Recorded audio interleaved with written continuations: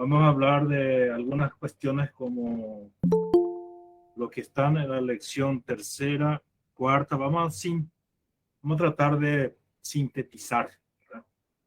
Y entonces vamos a hablar de los bancos y las otras entidades financieras, su régimen normativo, las entidades que no forman parte del sistema, la necesidad y los requisitos para su creación, así como nos pide nuestro programa de estudios, y finalmente las disposiciones, sanciones, etcétera. Bueno, nosotros venimos en esta materia de derecho bancario como una parte del derecho comercial, sí, derecho mercantil, como se denomina tradicionalmente, porque la actividad bancaria esencialmente es de carácter comercial. Vamos a recordar nosotros nuestra ley, por ejemplo, nuestra ley del comerciante, donde establece que todas las operaciones de los bancos, de las financieras y de los seguros son considerados actos de comercio. Empezamos por ahí.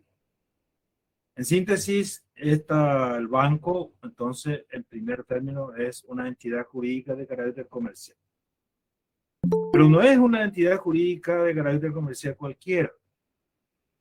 ¿Por qué no es de carácter cualquiera? Porque el banco, al desarrollar sus actividades, va comprometiendo el interés público en el sentido de que va a recibir, va a recibir recursos financieros del colectivo, de terceros. Y ese recurso financiero que va a recibir de terceros requiere una protección estatal. Y esa protección estatal se va a dar de diversas maneras.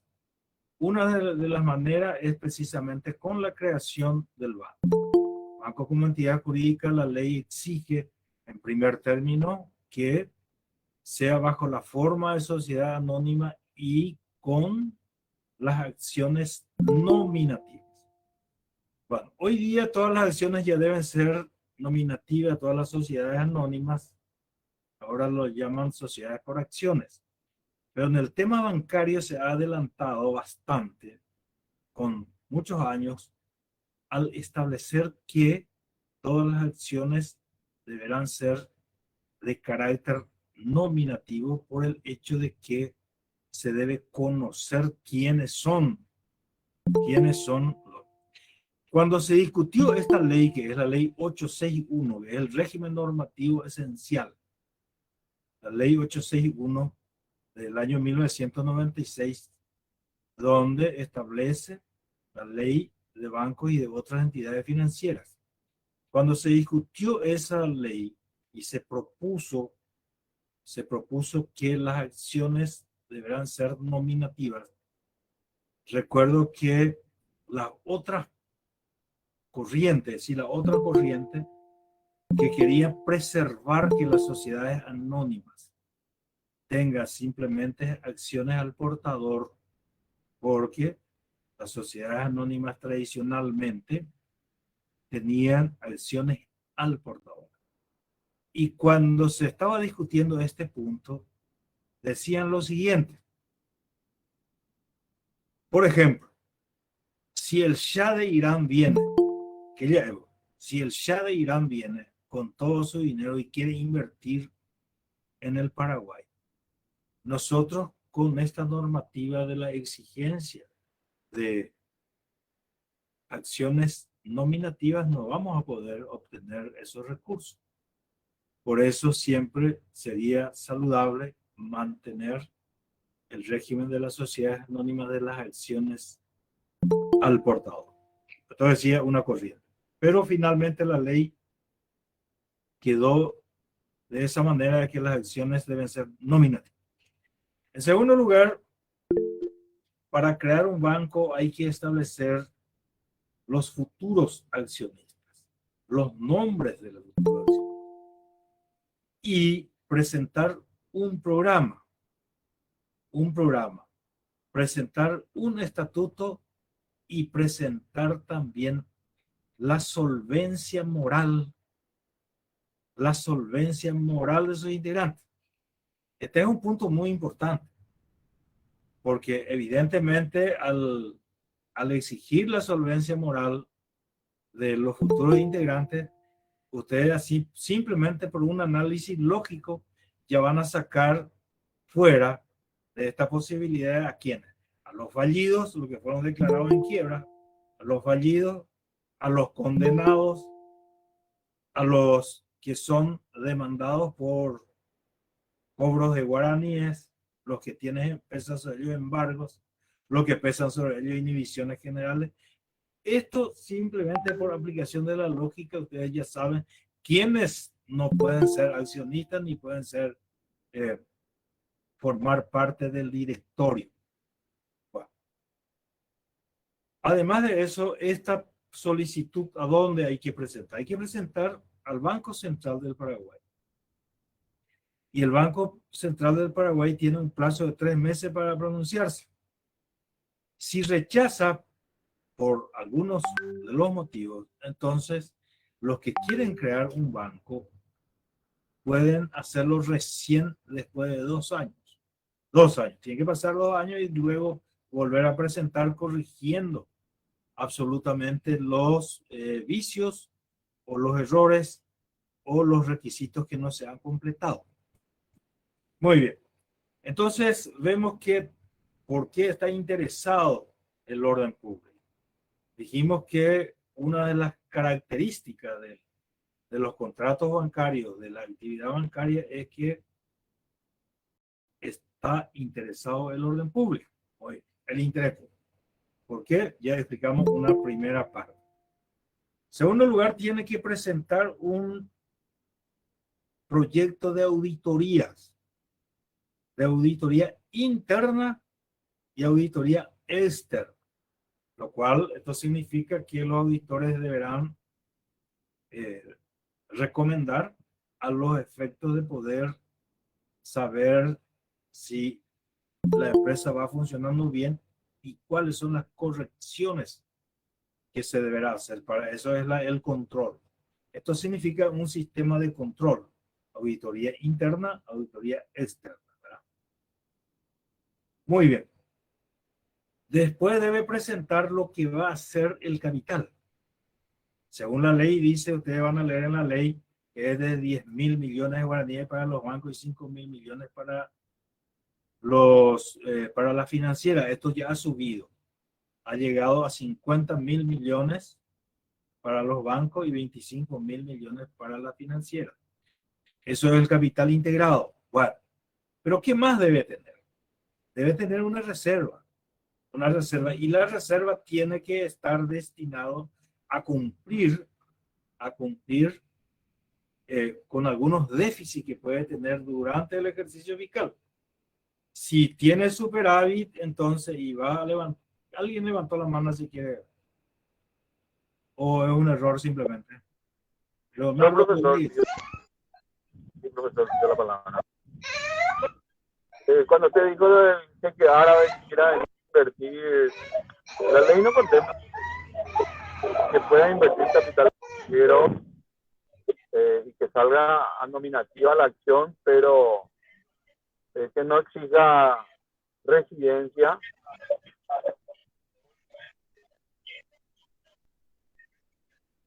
A ver, no estoy escuchando bien. Las acciones son nominativas. Voy a ver si acá no es el problema. Cuando hablamos de las acciones nominativas, estamos hablando que vamos a conocerle a cada uno de los que forman parte como accionistas. Ese es el objetivo principal. ¿Qué más era la pregunta? Sí, profesor, ¿me escucha bien ahora? Sí, sí. Mi consulta es que cuando usted dijo que si viene un jeque árabe y quiere comprar acciones, parece que no va a poder funcionar ese negocio, ¿verdad? Entonces mi pregunta es si la ley exige que sea nominativa, pero pone alguna restricción a capital extranjero, o sea, en cuanto, por ejemplo, a residencia en Paraguay. En cuanto a eso, es mi pregunta. Sí, exactamente. Bueno, hay para abrir un banco extranjero, por ejemplo, vamos a suponer que va a ser una apertura de un banco del exterior que va a abrir una filial o una sucursal, que son dos cosas distintas, ¿verdad? La ley le exige que dentro del directorio del banco exista un paraguayo, es decir, exista un nacional domiciliado, un ciudadano domiciliado dentro de la República. Eso en primer término. Pero si va a ser son dos cosas que vamos a contestar. Uno, si va a abrirse una filial o sucursal, ¿verdad? En primer término, deben traer la autorización legal de su propio país y eso cotejar con nuestro ordenamiento jurídico si igualmente reúne los requisitos a los efectos de poder abrir una filial o una sucursal.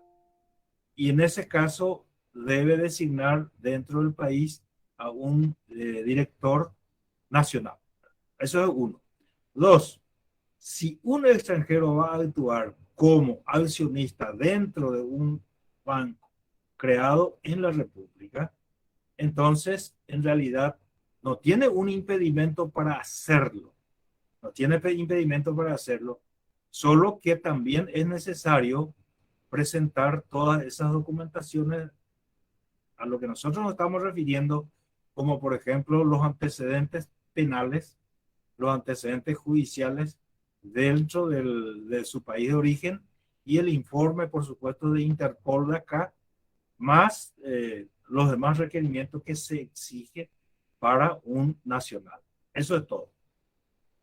Lo que estaba diciendo de qué se dijo en el momento de la discusión era porque en esa época estaba en boga el,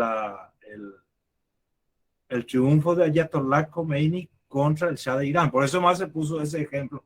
No es porque se trataba de un extranjero. Bueno, seguimos. Estábamos diciendo que se requiere para poder otorgar esta autorización para que pueda operar estos bancos. Y estábamos hablando del capital, estamos hablando también de la reserva y también un requerimiento más que se llama encaje legal. Y el encaje legal más o menos oscila entre del 8 al 20% más o menos, de acuerdo a la resolución del Banco Central del Paraguay y de acuerdo también al movimiento que tiene ese banco. Muy bien. Una vez que tenga la autorización, va a entrar a operar. Y en esa operatividad tiene el control de la superintendencia de bancos que debe controlar constantemente el funcionamiento del banco. Y en caso de que tenga algún inconveniente, un inconveniente que es el tema de la liquidez, si falta dinero, ¿verdad? Entonces, hay problema de liquidez. La ley le establece que debe informar a la superintendencia de banco y debe presentar un programa de recuperación que consiste precisamente en aporte de capital a los efectos de que esto pueda tener suficiente liquidez y hacer frente a las obligaciones existentes. Bueno, estábamos hablando de que la ley 861 es de bancos y otras entidades financieras la que regula absolutamente todas las operaciones. Hay otras leyes como la ley 489 que establece la carta orgánica, la nueva carta orgánica del Banco Central del Paraguay. No olvidemos que el Banco Central del Paraguay se había creado con el decreto ley número 18 del 52. Después la nueva ley es la ley del 95, el 489, que es la Carta Orgánica del Banco Central del Paraguay, donde le establece las funciones, donde está gobernado por un presidente y cuatro miembros del directorio. Bueno, un presidente y cuatro miembros. ¿Por qué repetimos esto? Repetimos porque también los bancos deberán tener como mínimo un presidente y cuatro directores. Puede ser más, pero la ley le exige como mínimo, al igual que el Banco Central del Paraguay, entonces un presidente y cuatro miembros directores. Muy bien. ¿Quiénes no pueden ser miembros del directorio? En primer término, todos los funcionarios del Banco Central del Paraguay. Llámese presidente, miembro del directorio, gerente, administrador, gerente financiero. No pueden ser también superintendente, funcionario de la superintendencia. No pueden ser también. Hubo un caso que no quiero, para no ofender a nadie, no quiero decir su nombre y apellido, un caso del presidente del Banco Central del Paraguay que, que había fundado una financiera y en esa financiera figuraba su nombre y apellido. Y yo recuerdo muy bien en esa época cuando iban a crear esa persona jurídica, porque querían darle, los seguidores querían darle una fuerza. Entonces lo metieron en el negocio al presidente del Banco Central del Paraguay. Bueno, cosa que yo le había dicho claramente al promotor, que era mi amigo, le dije que eso no correspondía, todo era incompatible, existía una incompatibilidad, pero igual se llevó a cabo. Pero después salió por los medios de prensa la publicación, una serie de publicaciones que finalmente él tuvo que renunciar del Banco Central del Paraguay, lamentablemente. Son errores, pero todo esta cantidad de funcionarios que están en el Banco Central no pueden ser miembros del directorio. Ahora, todos ellos tampoco pueden ser accionistas del banco o de financiera, es decir, de gente que están operando dentro del sistema financiero. Por eso es que se exige que las acciones sean nominativas. Ahora, donde hay algunas cosas, dice operaciones prohibidas. Es muy importante estas operaciones prohibidas porque dentro de las operaciones prohibidas están a los bancos. En primer término, esto tiene una relación directa con las recomendaciones de Basilea. ¿Por qué? Porque el banco debe tener liquidez. Entonces, en primer término, las operaciones prohibidas es que los bancos se conviertan en inmobiliarias, lo cual significa que pueden tener solamente inmuebles, edificios, casas, lo que fuese, estrictamente necesario para su funcionamiento. No significa que ellos, después de las ejecuciones que hacen, de ejecuciones hipotecarias, se quedan con una cantidad de inmuebles, se queda con una estancia en el Chaco, se queda con un edificio, se queda, y se convierte en una inmobiliaria. No. Banco debe tener liquidez y debe tener solamente los bienes inmobiliarios e incluso mobiliarios estrictamente necesarios para su funcionamiento en primer lugar. En segundo lugar, las operaciones prohibidas están en que el banco pueda obtener, por ejemplo, préstamo y pueda otorgar sus propias acciones como respaldo, como garantía. Después, también le está prohibido otorgar préstamos sin garantías o préstamos a sus empleados, gerentes, subgerentes, administradores, trabajadores en general, sin la debida garantía suficiente. Y por otro lado, establecer algún régimen de preferencia o de discriminación en este caso. Son todas las operaciones que les son prohibidas a los bancos en general, ¿verdad? Muy bien. Ahora, en cuanto al secreto bancario y las disposiciones, fuera de lo que es el sistema financiero y bancario, pues están otras entidades que actúan dentro del sistema y que mueve hoy día el 30% de la finanza dentro del país, y que son las cooperativas. Las cooperativas tienen un régimen especial que tiene una especie de banco central que es el INCOP. El INCOP es el órgano que va a ejercer el control sobre cada una de las cooperativas desde su creación hasta su liquidación. Pero las cooperativas se fundan en otro principio. Las cooperativas se fundan en un principio de solidaridad entre los asociados. Y ese principio de solidaridad entre los asociados hace de que tenga otro régimen. En cuanto a las actuaciones financieras y de los bancos, sin embargo, tiene una garantía a los depósitos. Este es un tema muy importante porque tiene una ley especial que es la ley 2334 del 2003.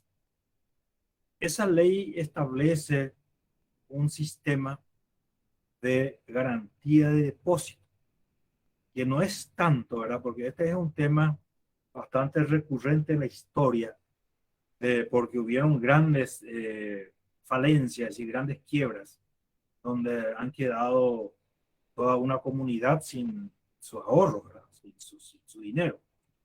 Entonces, en el Paraguay se trató de hacer varias cosas. Por ejemplo, en el 95, cuando hubo la crisis financiera del 95 y hubo una reacción en cadena de distintas quiebras de financieras, bancos y así sucesivamente.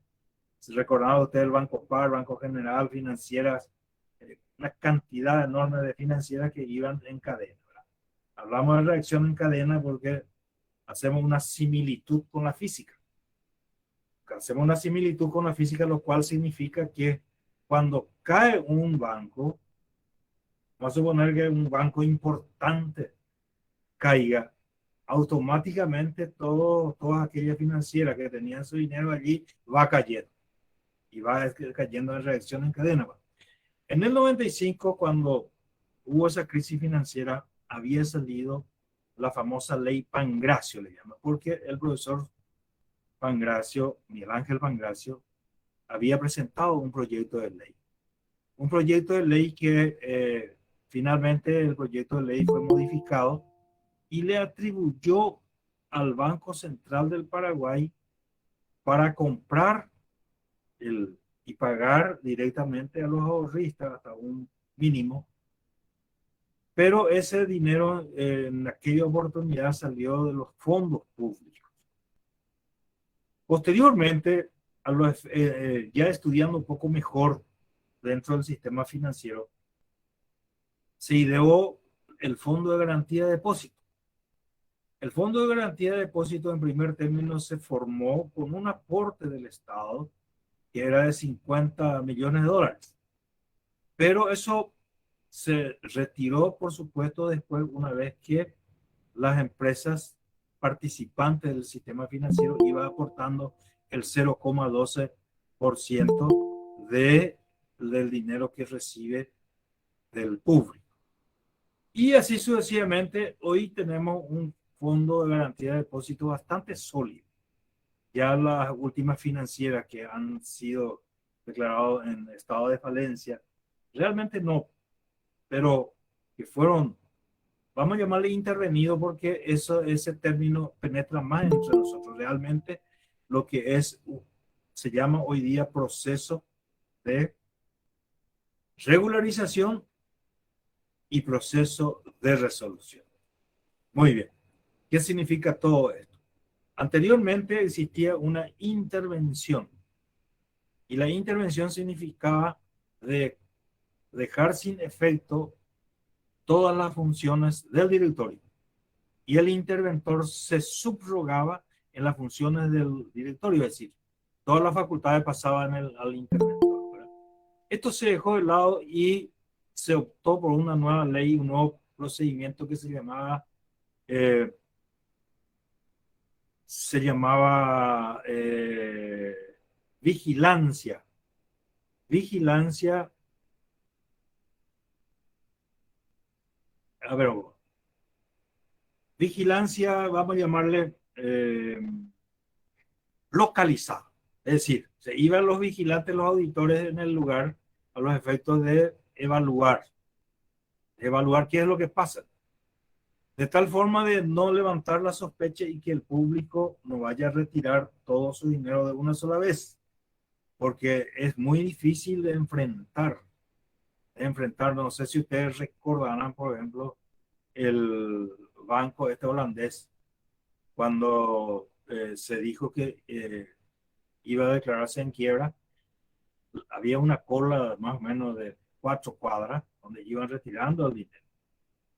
Y este banco eh, tuvo que hacer un préstamo del Banco Central para ir entregando los dólares cada uno de los ahorristas. Hasta que enviaron de Holanda, por supuesto, el pago, la transferencia al Banco Central, ¿verdad? Pero esa fue simplemente una mala noticia que se dio al público. Por eso es muy importante el manejo también de la comunicación, porque la función de los bancos es simplemente de intermediación financiera, de recibir dinero del público en general y otorgar a los demandantes del dinero el préstamo. Por ahí pudo haber ocurrido algo. Entonces, para que el ahorrista pueda tener una garantía, por lo menos hasta cierto límite, se creó el Fondo de Garantía de Depósito, donde cubre hasta 75 salarios mínimos para actividades diversas no especificadas a personas físicas y jurídicas, lo cual significa que si yo tengo una cuenta, un ahorro de más o menos 160 millones de guaraníes que alcanza, entonces el Fondo de Garantía de Depósito me devuelve sin problema, a ese límite. Si es más, ya tendría que pelear por el resto. Bueno, Disculpe, doctor. ¿Es eso solamente para los bancos o la bancos cooperativa y también? financieras. Bancos y financieras. Por eso hacemos la división entre lo que son las cooperativas y lo que son bancos y financieras. Bueno, siguiendo. Gracias, doctor. Entonces, y se estableció un procedimiento primeramente de regularización. Decíamos que en la vigilancia localizada, anteriormente en el sistema anterior, iban los auditores, pero ¿qué pasa? Los empleados del banco, cada uno tiene su cliente, quién es su ahorrista en el banco. Y ya le llamaba por teléfono, hoy día con este mensaje, más fácil todavía, le saca de paso una foto y le envía. Anteriormente se llamaba por teléfono para avisarle acá, vinieron los auditores del Banco Central. Y obviamente todo el mundo iba a retirar su dinero. Y para evitar eso, hoy día la ley establece en primer término el proceso de regularización.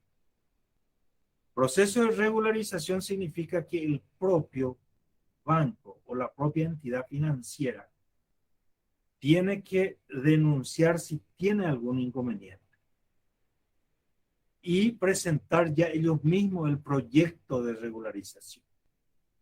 Y en ese proyecto de regularización tiene que estar qué es lo que se va a hacer. En su gran mayoría, sus problemas son falta de liquidez.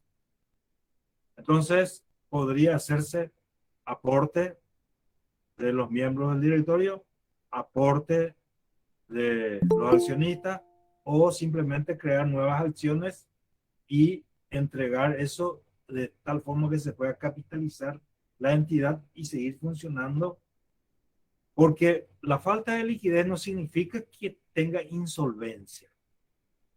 Puede ser que la entidad financiera o el banco tenga en activo, que son créditos cobrables, créditos hipotecarios, por ejemplo, en activo o bienes que hay que liquidar. Se tuvo que liquidar, embargar y ejecutar un edificio, se adjudicó, bueno, eso hay que vender. Su activo puede superar al pasivo, puede superar en un 50%, pero no tiene liquidez. Y la falta de liquidez es uno de los motivos para que entonces en el proceso de regularización se hace el esquema a seguir y entonces no se le molesta a nadie.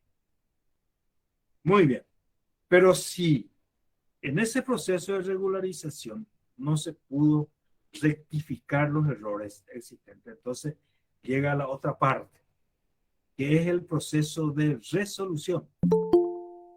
Y cuando entra en el proceso de resolución, al igual que la antigua intervención, los que van a proceder a la resolución de la entidad se van a subrogar en las funciones del directorio, lo cual significa que ningún director va a entrar en funcionamiento, no va a ejercer más.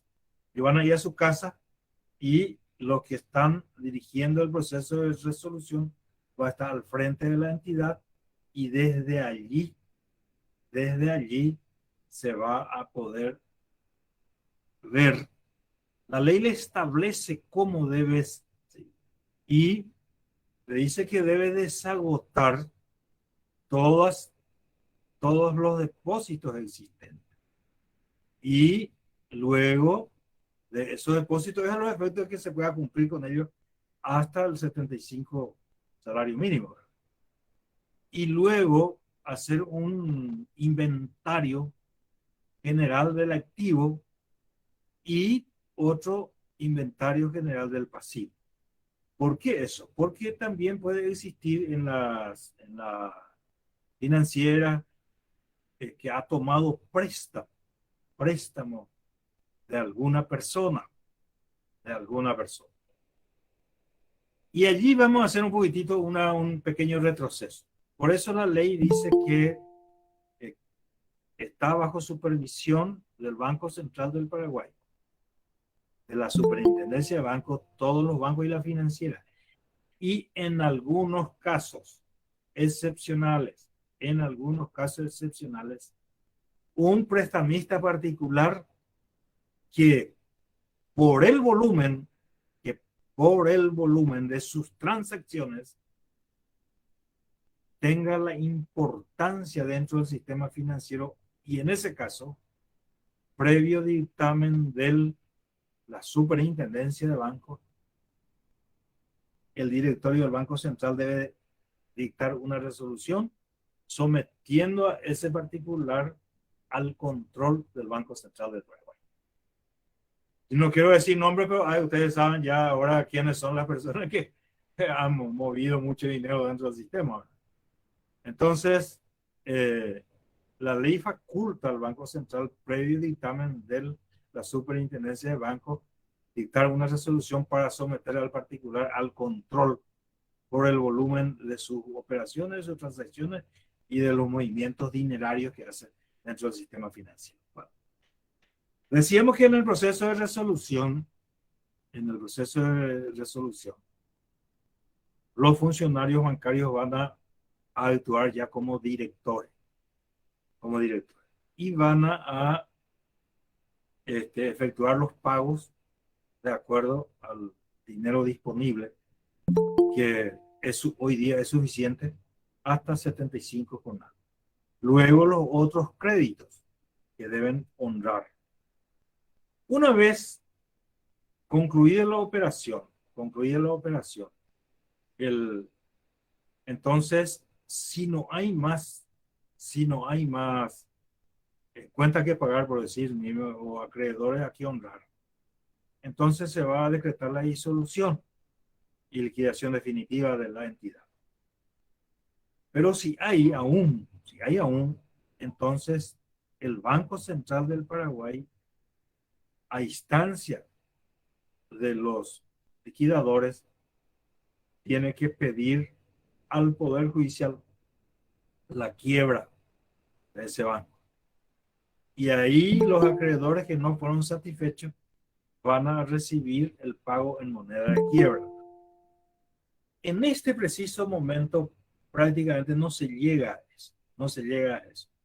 Porque en realidad el sistema si funciona bien, no puede llegar a eso. ¿Por qué?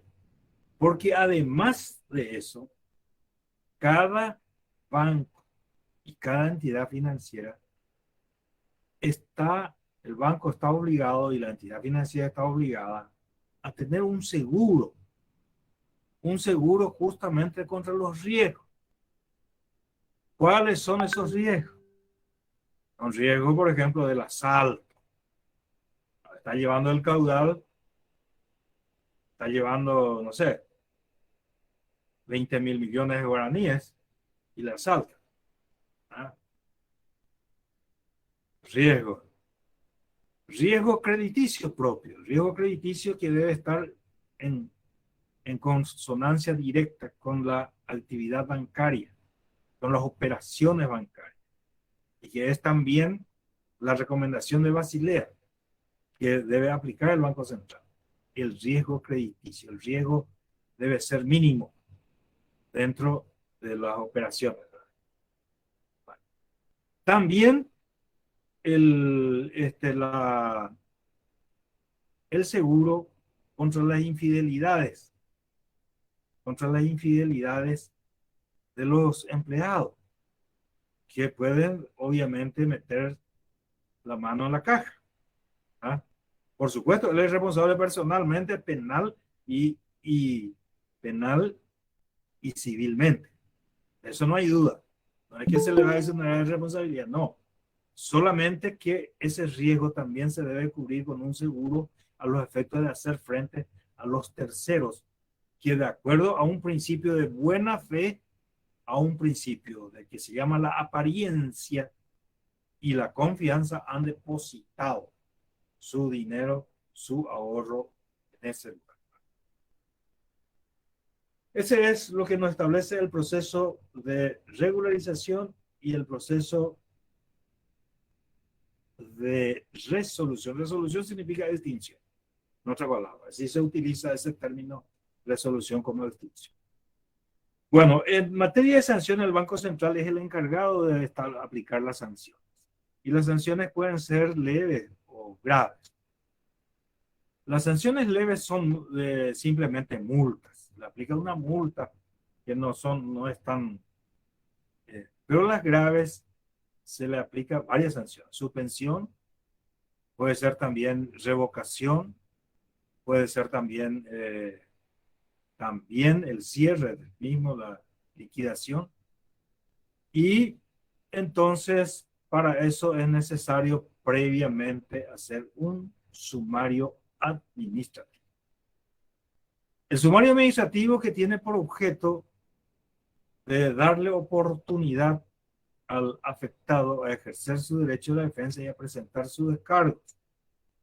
Si es que aún así de haber presentado los descargos correspondientes, sus pruebas aún persisten y el juez sumariante llega a la conclusión y recomienda alguna sanción importante, como por ejemplo la cancelación de su autorización o la suspensión, etcétera. El afectado tiene el derecho de recurrir ante la jurisdicción contenciosa administrativa, Tribunal de Cuentas, ante el Tribunal de Cuentas, bajo la forma de una demanda ordinaria que posteriormente va a ser a su vez contestada por el Banco Central del Paraguay. Muy bien.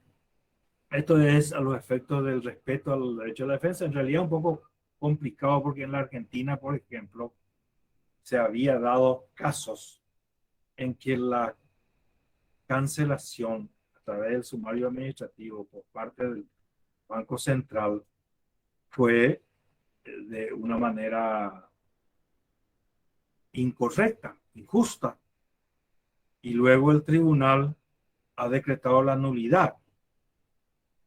Y mientras pasaron algunos años, y algunos años que la entidad ha dejado de funcionar, ha dejado de ganar dinero, y ahí surgen las responsabilidades que puede ser del propio Banco Central o de las personas que han actuado en,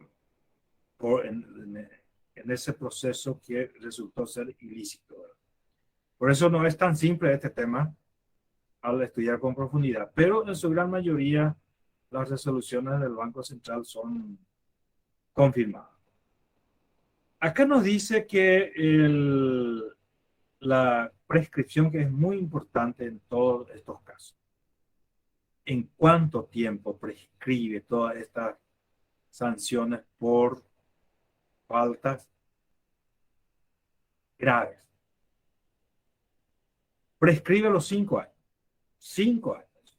Esto es muy importante porque a partir de allí ya se puede saber de que si existiera alguna falta grave por parte del banco, si no se instruye el sumario o no se aplica la sanción correspondiente, entonces vemos que a los 5 años prescribe toda esa acción. Muy bien. Ahora vamos a hablar de las operaciones activas, pasivas, contratos y operaciones bancarias, antecedentes, caracteres de los contratos, contenido de los contratos bancarios, la SUI que ustedes están escuchando en este momento por el tema de Ucrania y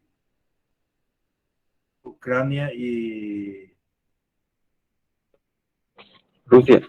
Rusia. Rusia, si están escuchando constantemente el tema del SWIFT, que se le ha privado a Rusia justamente como una de las sanciones, que significa que ya no puede operar dentro del sistema financiero internacional a través de este sistema. Bueno, vamos a hablar. Se conoce como operaciones activas todas aquellas operaciones de los bancos que constituye una actividad donde el banco otorga algún crédito, como por ejemplo el mutuo bancario, préstamo que nosotros le llamamos, que es lo más común y corriente, es una operación activa. O las operaciones, por ejemplo, las operaciones de crédito en general. O bien, por ejemplo, las operaciones de las compras, de las letras donde uno adquiere y va cobrando interés, por supuesto. Las operaciones, por ejemplo, de las compras y ventas de acciones, que tiene toda la facultad. Las operaciones, por ejemplo, de compra de los bonos del tesoro en general, va a ir cobrando intereses, o de los bonos, por ejemplo, de la Reserva Federal de los Estados Unidos, que es una de las operaciones que hasta hoy se considera que es una de las operaciones más seguras para las inversiones, ¿verdad? Y las operaciones pasivas son todas aquellas operaciones donde el banco actúa como deudor, como por ejemplo recibir el depósito, donde el banco recibe el depósito y queda, por supuesto, endeudado porque tiene la obligación de restituir el depósito más los intereses convenidos. El depósito, por supuesto, puede ser de suma de dinero, si se trata, porque después vamos a ver otro tipo de depósitos que son depósitos, por ejemplo, de administración o dosier. Pero en este caso, si se trata de depósito de sumas de dinero, el depósito puede ser a la vista, lo cual significa que el depositante tiene la posibilidad de retirar constantemente su dinero y volver a depositar si quiere. Entonces el banco tiene que estar en condiciones de poder satisfacer constantemente los requerimientos de su depositante. Depósito de suma de dinero a la vista, a plazo fijo. Si es plazo fijo, debe tener un cronograma a los efectos de poder conocer si dentro de 6 meses o un año, cuánto es el banco que está obligado a devolver con los intereses si es que eso se ha pactado. Si es que se decide retirar anticipadamente, bueno, ¿cuánto es lo que se va a percibir en concepto de interés por eh, haberse retirado anticipadamente? Bueno, también las obligaciones. Todas las obligaciones, como por ejemplo, si el banco emite obligaciones o debentures, que son títulos de crédito que se negocian en forma privada o en forma pública ante la, la bolsa de valores, obligaciones negociables. Son todas operaciones pasivas. O operaciones pasivas son también cualquier tipo de préstamo que pueda hacer el banco a otra entidad bancaria o al Banco Central o de alguna persona particular. Operaciones pasivas también, por ejemplo, es el redescuento. El redescuento. ¿Qué significa el redescuento? Un banco financiero realiza lo que se llama descuento de documentos y tiene una cantidad de documentos que va a descontar, y por descontar esos documentos se paga un interés que normalmente en este momento le cobra un interés de 3% al cliente. Pero después se encuentra en una situación de que necesita liquidez. Entonces hace un redescuento. ¿Dónde hace el redescuento? Puede hacer en un banco cualquiera o Banco Central del Paraguay. En esa operación de redescuento, el Banco Central a su vez hace en forma gratuita. Le cobra una tasa mínima, que es de 1%, 1,5% según el caso. Esas operaciones de redescuento también es una operación pasiva. Por otro lado, están las operaciones neutras, que no es pasiva ni activa.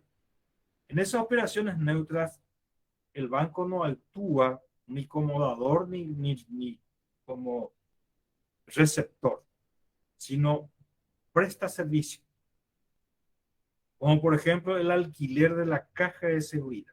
El servicio de caja de seguridad es una operación neutra. O el cobro de los servicios hoy día en las bancas múltiples. Vamos a estudiar, porque anteriormente, hace algunos años atrás, el banco solamente se dedicaba a recibir depósitos o a actuar como, ¿cómo se llama? Como pagador de los cheques. Bueno, operación en cuenta corriente. Pagador en ventanilla. Bueno. Pero hoy día, con la banca múltiple, el banco actúa de todo. Es cobrador de servicios públicos. Puede cobrar perfectamente todos los servicios públicos.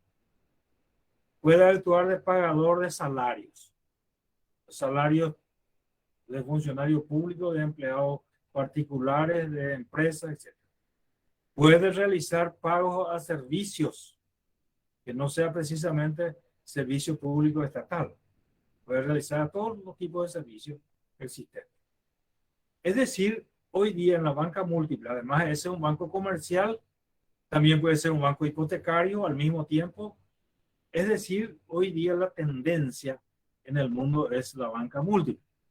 Bueno, entonces, todas esas operaciones que hace, el de cobro, de colegio, mensualidad de colegio, del centenario, del de telefonía celular, de ANDE, de SAP, de todo eso significa, son operaciones neutras que el banco va realizando como un prestador de servicios más.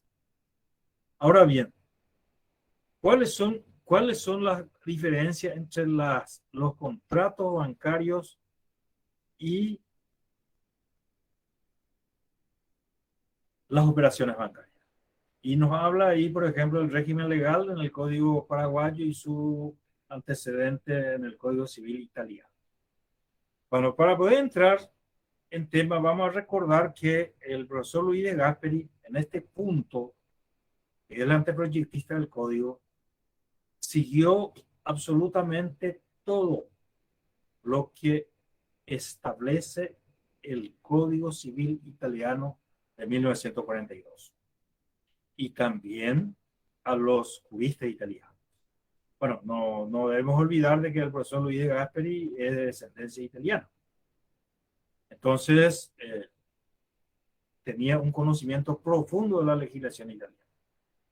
En materia bancaria, que va a nuestro código del artículo 1404 hasta el 1426, se van a mirar los títulos simplemente allí.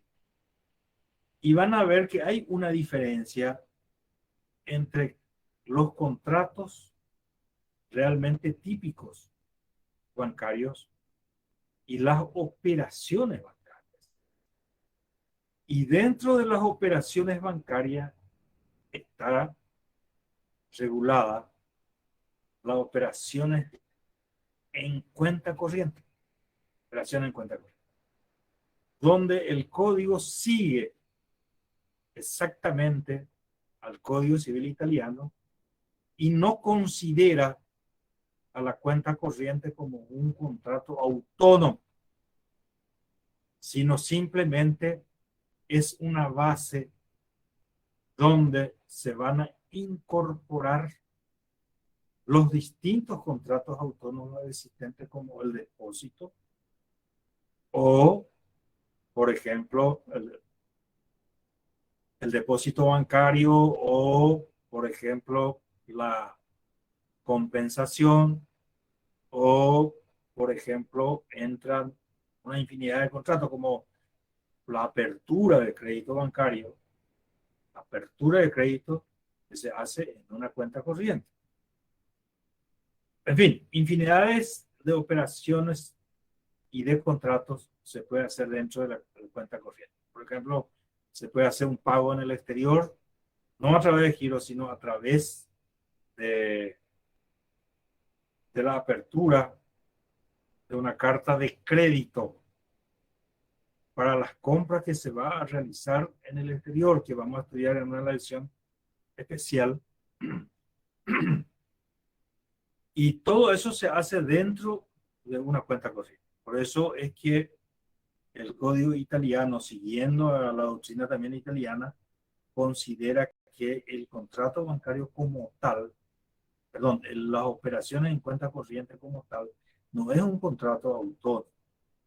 Entonces lo denomina operaciones en cuenta corriente y ustedes van a mirar su código, y van a ver el código paraguayo donde dice operaciones en cuenta corriente. No dice contrato de cuenta corriente, dice operaciones en cuenta corriente. Más o menos como la cuenta corriente mercantil. Tiene alguna similitud, por supuesto, pero la diferencia fundamental es que la operación en cuenta corriente en un banco, uno de los sujetos obligados es el banco, necesariamente, una entidad jurídica. Y por el otro lado, el cliente, que puede ser una persona física o una entidad jurídica. Bueno, de eso vamos a hablar más adelante. Bueno, decíamos que son distintos los contratos propiamente dichos de los contratos bancarios típicos. ¿Cuáles son los contratos bancarios típicos? En el programa está. Van a mirar su programa de estudio y van a ver, por ejemplo, el depósito bancario, la apertura de crédito bancario, el anticipo bancario, el anticipo bancario, el descuento bancario, el giro y la transferencia bancaria, y después vienen los créditos documentados.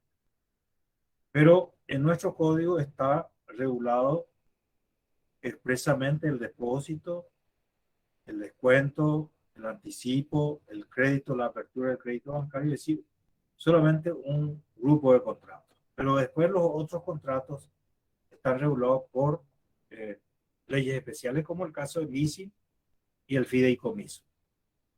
Bueno, después de esto, vemos que el doctor de Gasperi siguió esto y reguló de esta manera los contratos bancarios, a diferencia de las operaciones bancarias que se hacen en cuenta corriente. Ahora, nos dice, acá nos pide algo de las normas de Basilea, las reglas de uso y costumbre. Ocurre que en todo el derecho comercial usted es digno de estudiar por separado lo que es la costumbre, el uso y la costumbre. Por ejemplo, el gran debate en el siglo XIX entre Savigny y Hering, usted un debate feroz donde Savigny sostenía que el único derecho que realmente responde al pueblo es la costumbre.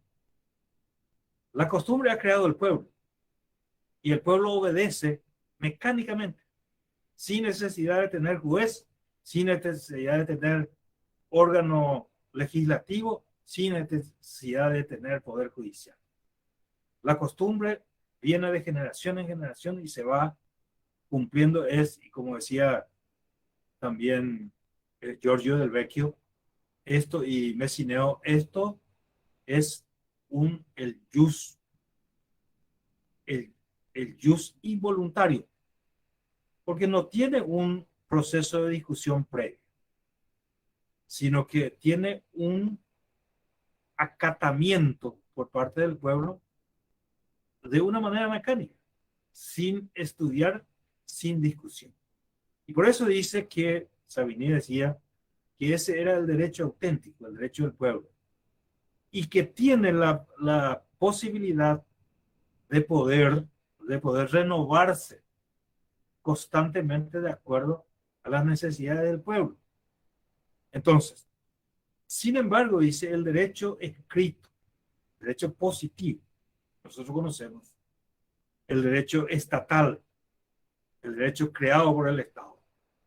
Ese es un derecho que llega a cristalizar, la evolución de la ciencia. Es decir, no permite la evolución porque para llegar a hacer un cambio habría que hacer una discusión previa, aprobar y etcétera. Esto es respecto a la discusión.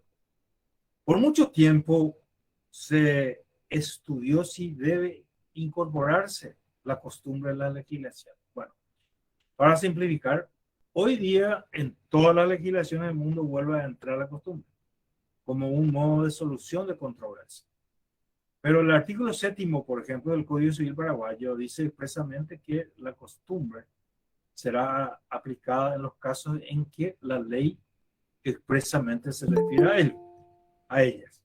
Así también dice la ley del comerciante. Pero en el campo internacional, la aplicación de la costumbre internacional en los negocios jurídicos, en las transacciones internacionales, es de aplicación constante. Y hay una regla que se llama Incortés, que es una regla que viene desde 1923 en adelante, 1936 y después de la Segunda Guerra Mundial, hasta que la última versión, que es la regla 600, es del año 2000, que es la elaboración de la Cámara de Comercio Internacional, esa elaboración de la Cámara de Comercio Internacional nos dice que cuando se va a realizar un contrato internacional, se va a utilizar algunas siglas y esas siglas significa matemáticamente algo y no puede salirse de eso. Como por ejemplo, hacemos nosotros una importación de 1000 automóviles Mercedes con cláusula CIF y eso significa costo, seguro y flete. Significa que la empresa que me va a vender desde Alemania tiene que alzar esas 1000 unidades en el buque y entregar el conocimiento de embarque con el seguro y más el costo. Cancelado me tienen que colocar en algún lugar de estos aeropuertos que tenemos acá, en algún lugar me tienen que colocar. Eso significa que debe entregarse el conocimiento de embarque una vez embarcado. Se entrega el conocimiento de embarque, que significa el título de propiedad del contratante. O FOB, cláusula FOB, que es franco a bordo, significa que se coloca allí, o franco a muelle, etcétera. Todo eso hace la Cámara de Comercio Internacional de acuerdo a las reglas de INCORTEX, que es la aplicación de las reglas de usos y costumbres dentro del comercio internacional y que se le aplica también a los bancos. Y los bancos dentro del sistema financiero, cuando van a efectuar una operación, van a pagar, por ejemplo, con famosos créditos documentarios.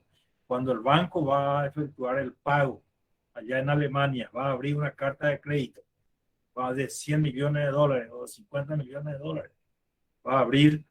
Eso implica que una vez que se presenten los documentos, que significa el costo, que significa la tasa consular, que significa el conocimiento de embarque, que significa el seguro, el pago por el flete, bueno, todo eso una vez que presente, entonces ahí el banco apertor hace la transferencia de los fondos.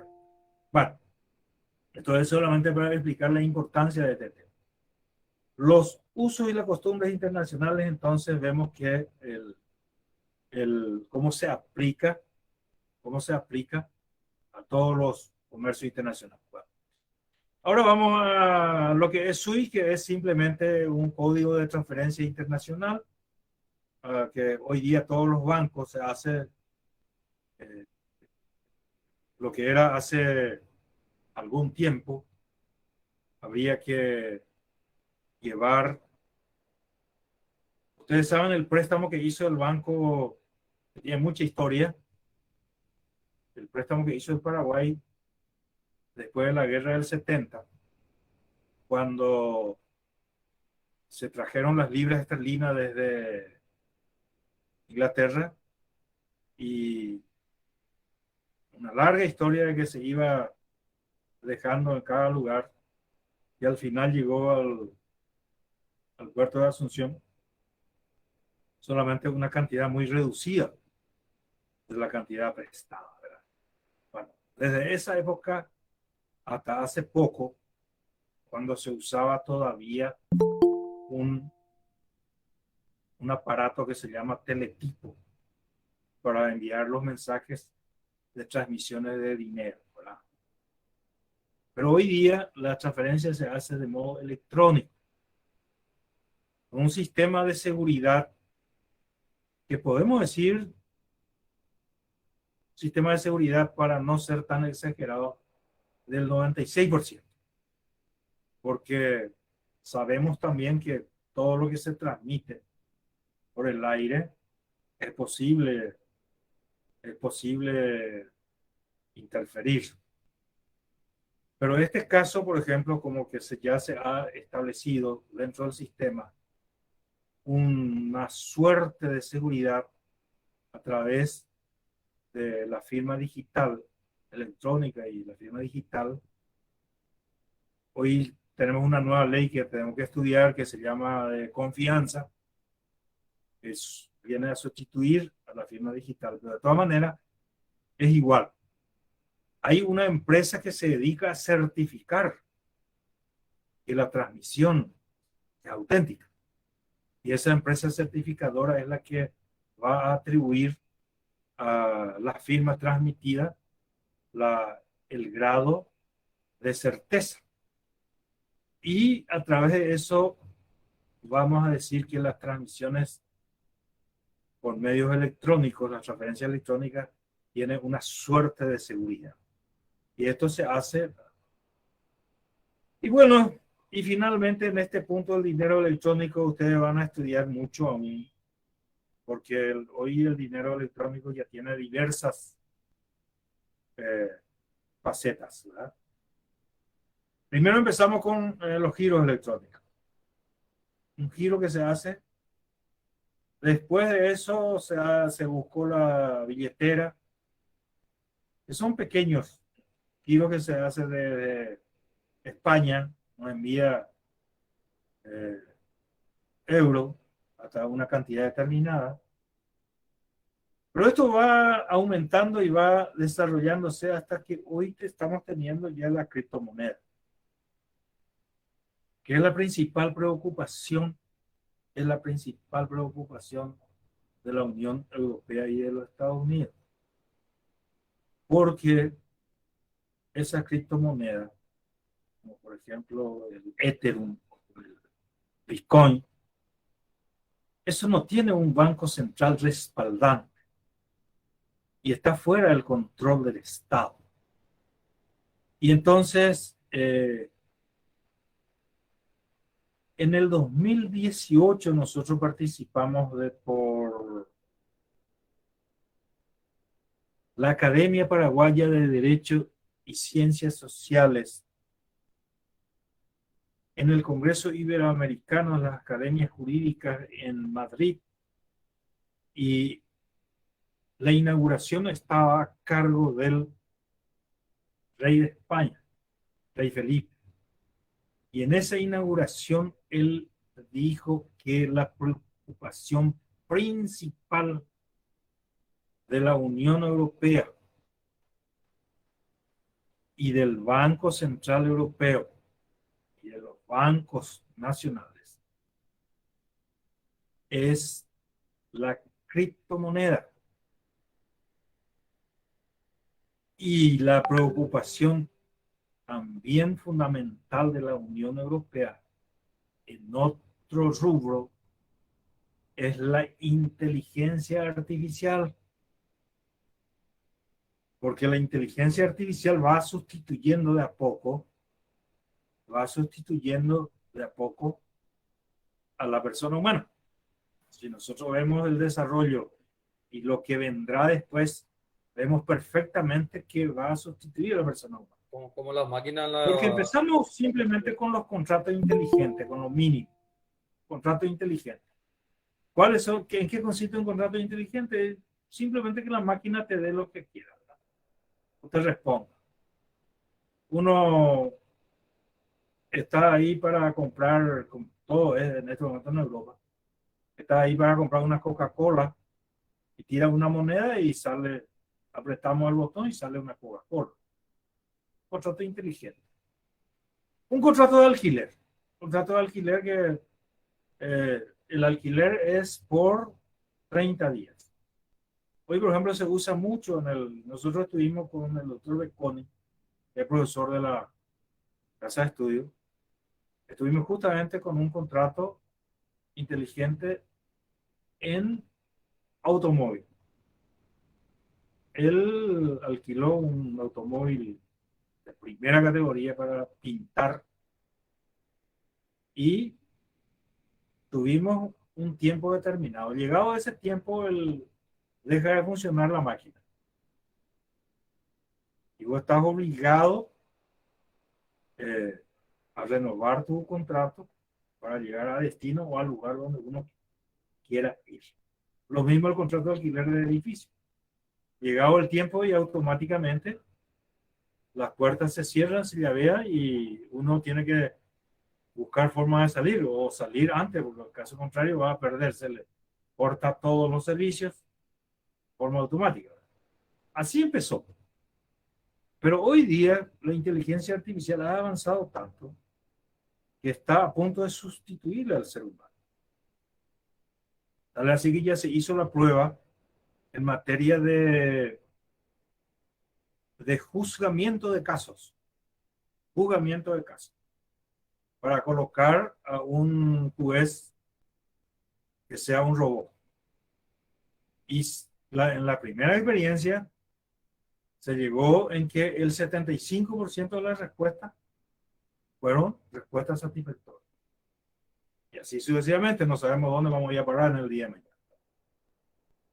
O sencillamente que en el sistema de la comunicación electrónica el aparato responde. El aparato responde. Uno envía un mensaje y el propio aparato responde, aceptando o rechazando. Entonces, todos estos contratos, y para no cansarle más, voy a decir solamente algunos de los caracteres de los contratos bancarios. ¿Cuáles son los caracteres de los contratos? En primer término, la masificación. Masificación. Porque el contrato se hace con un formulario, modelo formulario, y eso se distribuye por todos lados. Se sigue un modelo determinado. Dos, la internacionalización. El contrato bancario es absolutamente internacional hoy día.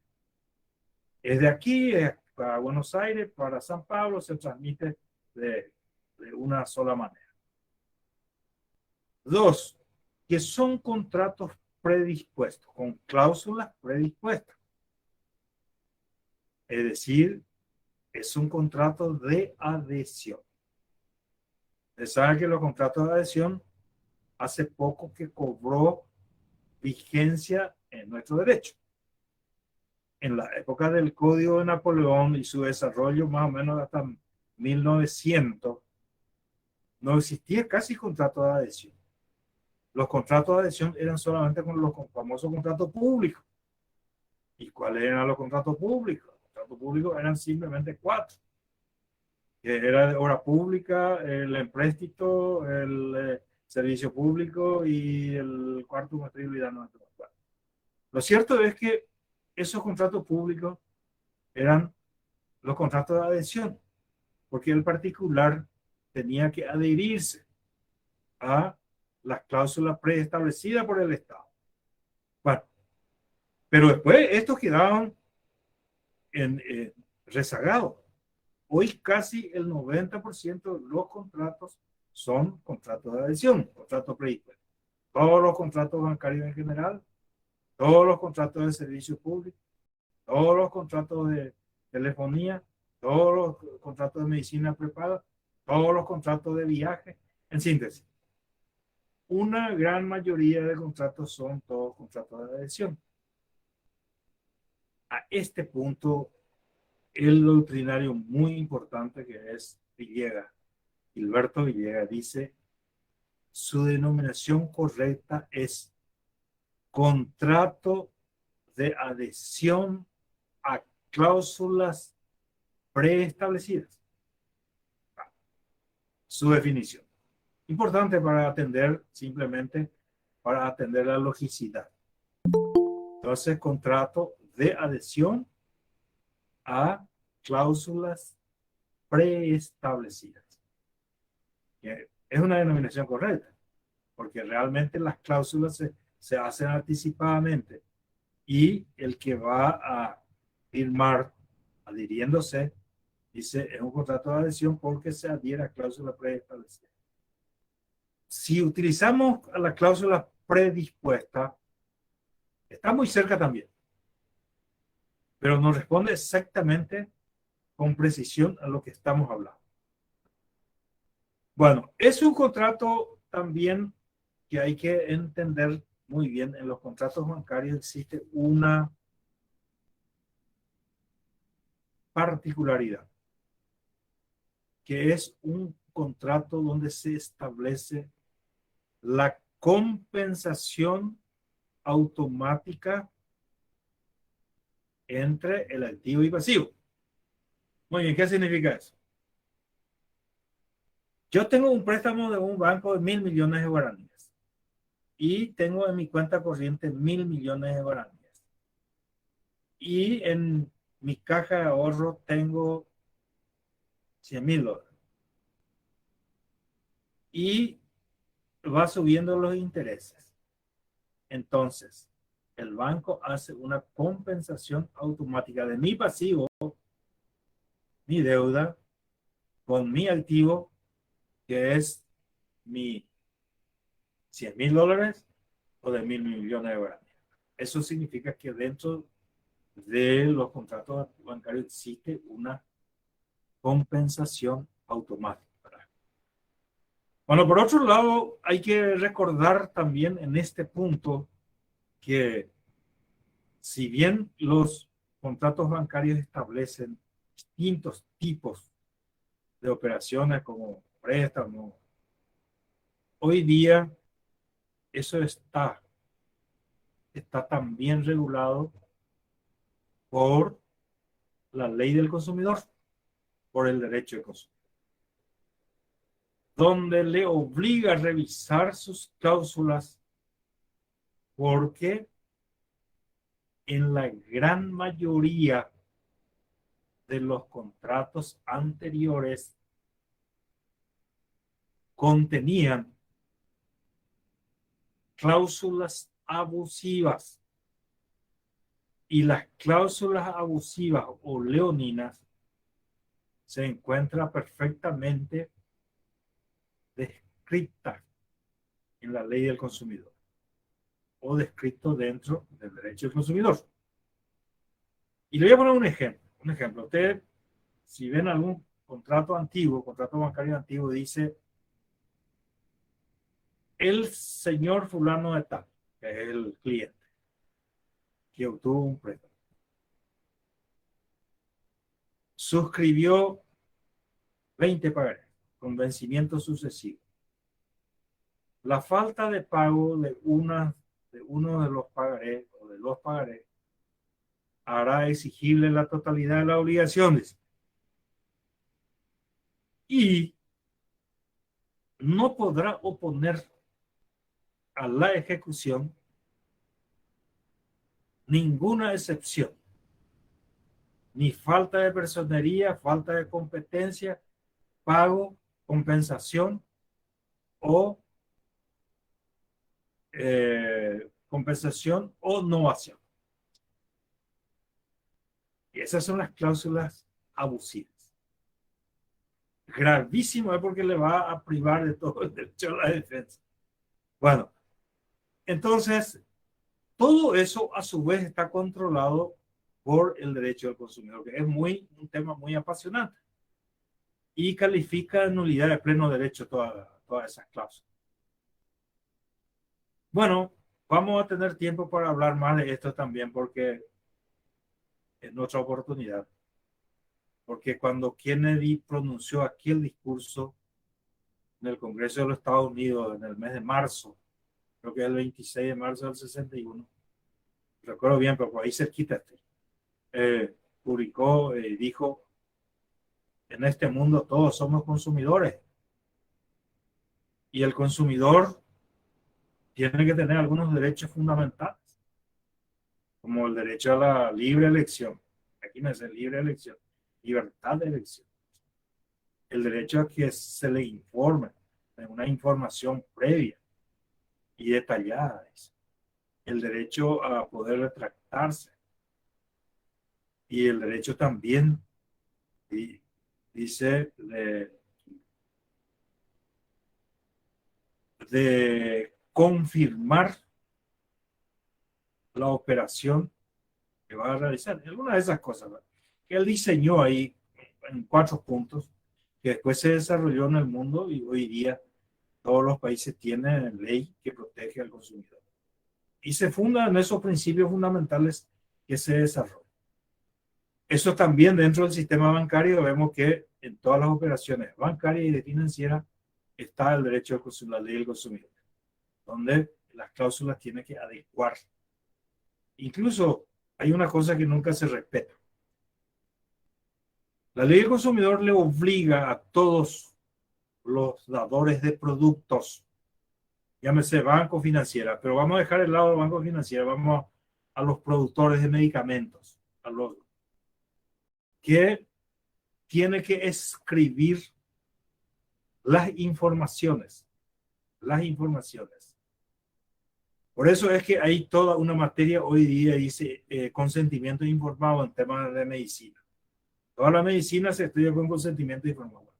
Ahí también dice que todas las informaciones se debe escribir en letra legible, leíble a simple vista.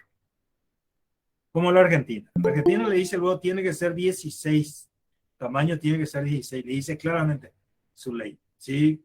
Por eso uno puede leer muy bien lo que dice los efectos colaterales de los medicamentos.